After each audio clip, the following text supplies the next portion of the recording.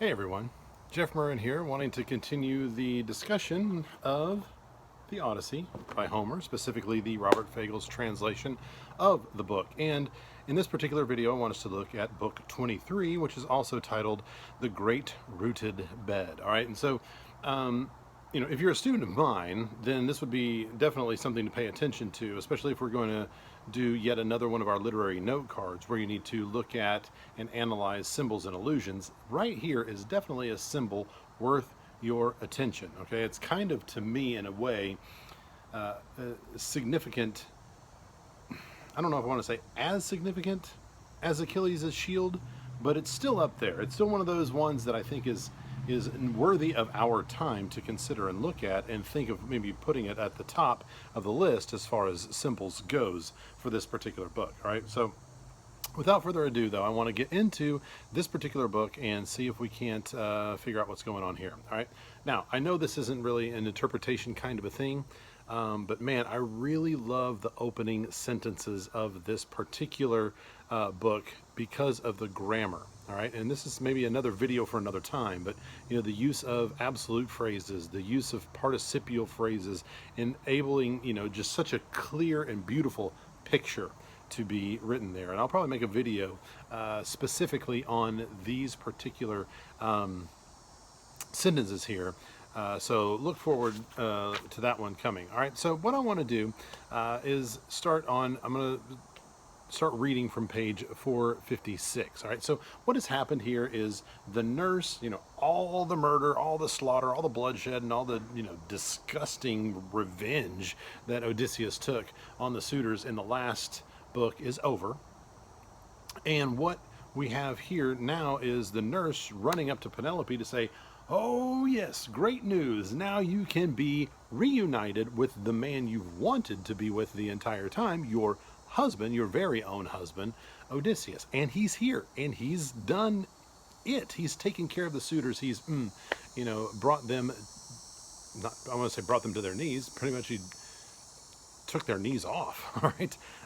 But, she goes and says to Penelope, "Look, Odysseus is here. He's taking the suitors, come check him out. You haven't recognized him the whole time, but he's that beggar you've been talking to." And pretty much Penelope's like, "That's a bunch of BS. Don't play me like that." All right. So about line 27 says, "Never," the fond old nurse kept pressing on, "dear child, I'd never mock you. No, it's all true. He's here. Odysseus. He's come home just as I tell you. He's the stranger they all manhandled in the hall. Telemachus knew he was here for days and days, but he knew enough to hide his father's plans so he could pay those vipers back in kind." Right? Oh, there's Rizzo. See Rizzo in the background? She's a sweetheart. Anyway, Penelope's heart burst in joy. She leapt from bed, her eyes streaming tears. She hugged the old nurse and cried out with an eager, winning word, "Please, dear one, give me the whole story. If he's really home again, just as you tell me, how did he get those shameless suitors in his clutches? Single-handed, braving an army always camped inside?" "I have no idea," was the nurse's reply. All right. So skipping on down to the very bottom of that, the last line of page 456 is, "I found Odysseus in the thick of slaughtered corpses," she says. Okay, there he stood, and all around him, over the beaten floor, the bodies sprawled in heaps, lying on one another. How it would have thrilled your heart to see him, splattered with bloody filth, a lion with his kill. There we go again. That lion motif that began and was all throughout the Iliad makes an appearance here in book 23, the end of the Odyssey. So it's still there. All right. It says, "And now they're all stacked at the courtyard gates." All those bodies. All right. So moving on down to about line 69. Penelope says, "The story can't be true, not as you tell it. No, it must be a god who's killed our brazen friends up in arms at their outrage, heartbreaking crimes. They'd no regard for any man on earth, okay, good or bad, who chanced to come their way. So thanks to their reckless work, they die their deaths. Odysseus? far from Achaia now. Okay, he's lost all hope of coming home. He's lost and gone himself. All right, so Penelope thinks that this is all a trick, that the gods, that this is not really what's going on. Odysseus is gone. There's some trick that's happening here. All right, but Eurycleia says there at the bottom, I spotted the scar myself. She mentions that scar because remember that one time when she was bathing him, and she saw the scar, and he's came clean and said, yeah, I am who I am, but don't you dare say a word. If you do say a word, I'll cut you down. I'll cut you down and everybody else too. All right. So she kept her lips sealed until it was the right time. And now she feels it's the right time. She says, I saw the scar. All right. Page 458, line 90. Dear old nurse, composed Penelope responded, deep as you are, my friend, you'll find it hard to plumb the plans of the everlasting gods. All the same, let's go and join my son so I can see the suitors lying dead and see the one who killed them. All right? I want to take this in for myself. I want to see this pile of dead bodies of these suitors who have been nothing but a pain, thorn in my side for so long. And I want to see the person that did it. All right? So skipping about 5 lines to about line 100, as soon as she stepped across the stone threshold, slipping in, she took a seat at the closest wall and, radiant in the firelight, faced Odysseus now.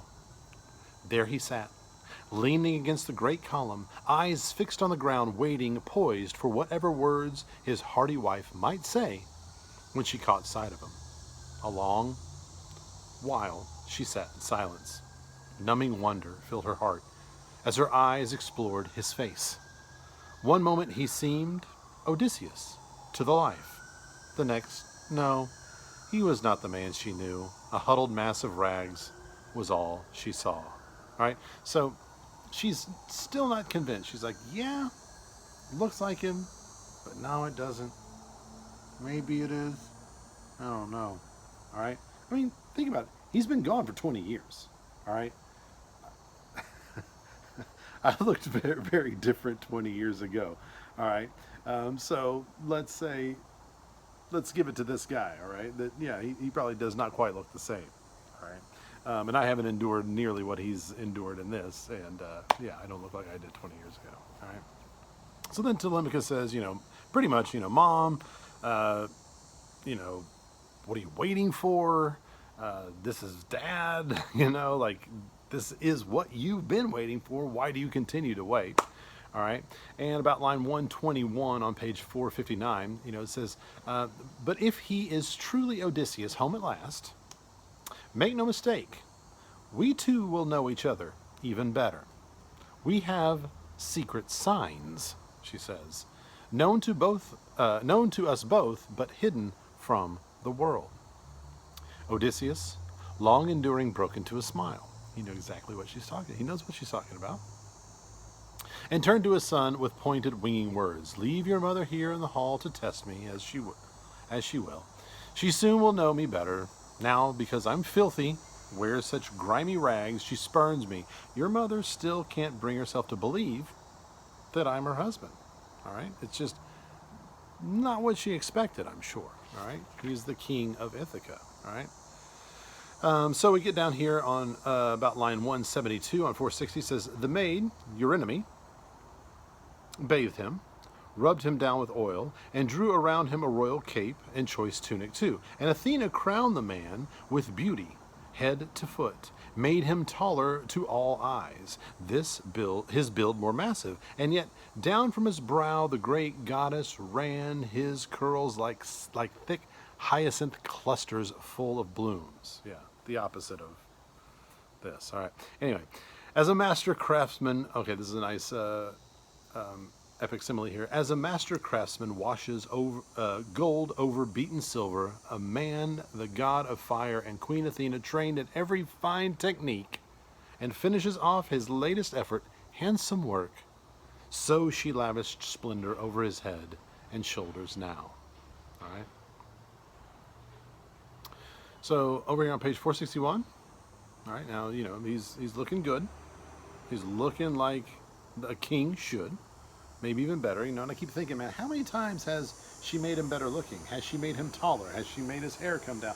Like, wow, this guy's got to be, you know, one formidable looking guy right about now. So, after he's bathed and after his, you know, hair looks great and everything, and he's looking more like a king, he and Penelope are sort of rejoined. And about, let's say, line 187, 188 on page 461, Penelope says, "Come, Eurycleia, move the sturdy bedstead out of our bridal chamber, that room the master built with his own hands. Take it out now, sturdy bed that it is, and spread it deep with fleece, blankets, and lustrous throws to keep him warm." All right, so she's asking, keep this in mind, she's asking Eurycleia to move the bed, the bridal bed that they have shared together. All right, now, here we go. Check this out. Putting her husband to the proof, but Odysseus blazed up in fury, all right, lashing out at his loyal wife. "Woman, your words, they cut me to the core. Who could move my bed? Impossible task, even for some skilled craftsman, unless a god came down in person, quick to lend a hand. Lifted it out with ease and moved it elsewhere." Okay, it would take a god to move the bed. Right? Strange thing to say, but not a man on earth, not even at peak strength, could find it easy to prise it up and shift it. No. A great sign, a hallmark lies in its construction. I know, I built it myself, no one else. There was a branching olive tree inside our court. All right, are you paying attention to this? Grown to its full prime, the bole like a column, thick set. Around it, I built my bedroom. Finished off the walls with good tight stonework, roofed it over soundly and added doors, hung well and snugly wedged. Then I lopped the leafy crown of the olive, clean cutting the stump bare from the roots up. Planting it round with a bronze soothing adze, as I had the skill, I shaped it plumb to the line to make my bedpost, bored the holes it needed with an auger. Worked from there, I built my bed start to finish. I gave it ivory inlays, gold and silver fittings, wove the straps across it, oxhide gleaming red. There's our secret sign, I tell you. Our life story. Does the bed, my lady, still stand planted firm? I don't know. Or has someone chopped away that olive trunk and hauled our bedstead off? All right, so here's the deal. What he's saying here is that I built that bed myself, so I know it can't be moved. It can't be moved because it is built into an olive tree. There's an olive tree, and I built this bedroom. The bed itself is in the tree, and the bedroom was built around the tree. All right, so there's no way to move it. And I know all of these things because I built it myself. Now, this is one thing that I think is very important for you to understand. The bed is a symbol of their marriage. And their bed is built into a tree with very deep roots. And because of that, it cannot be moved. Their love hasn't moved. They've been wanting to be with one another throughout this entire thing. He's just wanted to get home. He's been in the clutches of other bewitching and bewildering creatures, but that has not been his desire to stay. He actually told Calypso, "I don't want to be here with you anymore.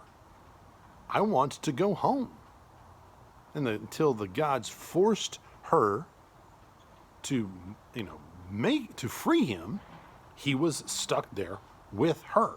But that was not ever what he wanted. He wanted to be with her. She kept the suitors at bay for 20 years because she wanted, even though we can see even all the way up to when she's confronted with him, she does not believe that it's actually him for real. All right? But she still hasn't taken another man because they've wanted to be together. So this relationship that they have, this symbol of this bed, and the bed built into the tree, and the tree having those deep roots and it cannot be moved, that is such a Interesting symbol there. All right, so line 230. Living proof. Penelope felt her knees go slack, her heart surrender, recognizing the strong, clear signs Odysseus offered. She dissolved in tears, rushed to Odysseus, flung her arms around his neck and kissed his head and cried out, Odysseus, don't flare up at me now, not you. Always the most understanding man alive. So it was that. That's what it took. That's that secret that she was talking about, and boom, they're back at it like they never missed a beat. All right, line 242. In my heart of hearts, I always cringe with fear. Some fraud might come, beguile me with his talk. The world is full of the sort. All right. And this is interesting, I think, here, because it goes on, skip a line, says, remember Helen of Argos, Zeus's daughter? Would she have sported so in a stranger's bed if she had dreamed that Achaea's sons were doomed to fight and die to bring her home again? Some god spurred her to do her shameless work. Not till then did her mind conceive that madness, blinding madness that caused her anguish, ours as well. All right. So Helen, it's saying here that Helen was not in her right mind when she left and was taken by Paris to Troy. Okay, that's not something that she would have done. So Penelope is saying, look, I've seen a lot of trickery being played and a lot of things, and I'm not so ready to trust things. But man, this right here that you've just talked to me about, that is something that absolutely blows my mind. You're it. You're the real deal. All right. And also that little bit about Helen right there makes me even madder at that stupid movie Troy that I guess was supposed to be about the Iliad. I don't know, the one with Brad Pitt. Anyway, don't even get me started. All right, so page 463, the second line there says, you've conquered my heart, my hard heart at last. All right. It's good to be back home. All right, line 262, joy, warm as the joy, nice little epic simile here, warm as the joy that shipwrecked sailors feel when they catch sight of land. Poseidon has struck their well-rigged ship on the open sea with gale winds and crushing walls of waves, and only a few escape swimming, struggling out of the frothing surf to reach the shore, their bodies crusted with salt, but buoyed up with joy as they plant their feet on solid ground again, spared a deadly fate. So, joyous now to her the sight of her husband, vivid in her gaze, that her white arms embracing his neck would never for a moment let him go. So skipping down a couple lines, we see Athena held back the night. And night lingered long at the western edge of the earth, while in the east she reigned in dawn of the golden throne at ocean's banks, commanding her not to yoke the wind-swift team that brings men light, Blaze and Aurora, the young colts that race the morning on. So Athena is messing with time here. Athena is making their time together longer. All right, she's stopping the as the sun goes across the sky. All right, she's holding all that at bay, so these two can be together to be reacquainted. Excuse me. Said now, Odysseus, seasoned veteran, said to his wife, "Dear woman, we have still not reached the end of all our trials. One more labor lies in store, boundless, laden with danger, great and long, and I must brave it out from start to finish." He's like, he's just got home, and he's already saying, not finished yet. So the ghost of Tiresias prophesies to me the day that I went down to the house of death to learn our best route home, my comrades and my own. All right, if you remember this. All right, but come, let's go to bed, dear woman. At long last, delight in sleep, delight in each other. Come. All right. And on the next page we see that she wants to know that Penelope wants to know what the test is. What is this other thing? All right. So he tells her in that, that second full break, says, the prophet said that I must rove through towns on towns of men, that I must carry a well-planed oar until I come to a people who know nothing of the sea, whose food is never seasoned with salt, strangers all to ships with their crimson prows and long slim oars, wings that make ships fly. Skipping a few lines. When another traveler falls in with me and calls that weight across my shoulder a fan to winnow grain, Then, he told me, I must plant my oar in the earth and sacrifice fine beasts to the Lord God of the sea, Poseidon, a ram, a bull, and a rampaging wild boar. Then journey home and render noble offerings up to the deathless gods who rule the vaulting skies, to all the gods in order. All right. And at last my own death will steal upon me, a gentle, painless death. Far from the sea it comes to take me down, borne down with years in ripe old age. All right. So he's going to take an oar and he's going to go on up and go far, far, far, far inland to where people don't even recognize what that is because they've never seen the sea themselves. To where somebody actually identifies it as some farm tool. That's how little these people know of the sea. Nothing. All right. Like, oh, that's an interesting farm toy. All right. Then, right there, I will go and I will make my contributions, my sacrifices to Poseidon. Poseidon, the person who gave him all this trouble to begin with, right? All right, so on page 465, line 3, let's say 388, rejoicing in each other, they return to their bed, the old familiar place they love so well. Oh, isn't that sweet? All right. So they filled each other in on what had happened to them in each other's absence, all right? And you can see, on down through pretty much the rest of 465 through most of 466, it's Odysseus recapping. This happened, then this happened, then this happened, then this happened, on and on and on and on and on. And it's all the stuff that we've read so far, so I don't need to go over it with you. But if you want to go through the recap, because maybe it's been a while since you saw it all, here's a nice, tidy summary for you. All right, so the last 4 lines of 466, it says, Dear woman, we both have had our fill of trials. You in our house, weeping over my journey home, fraught with storms and torment, true, and I, pinned down in pain by Zeus and the other gods, for all my desire blocked from reaching home. But now that we've arrived at our bed together, the reunion that we've yearned for all those years, look after the things still left me in the house. But as for the flocks those brazen suitors plundered, much I'll recoup myself, making many raids the rest of our fellow Ithacans will supply, till all my folds are full of sheep again. But now I must be off to the upland farm, our orchard green with trees, to see my father. Good old man, weighed down with so much grief for me. And you, dear woman, sensible as you are, I would advise you. Still, quick as the rising sun, the news will spread of the suitors that I killed inside the house. So climb to your lofty chamber with your women, sit tight there, see no one, question no one. All right, so we've got one more book to go, book 24. So stay tuned for that.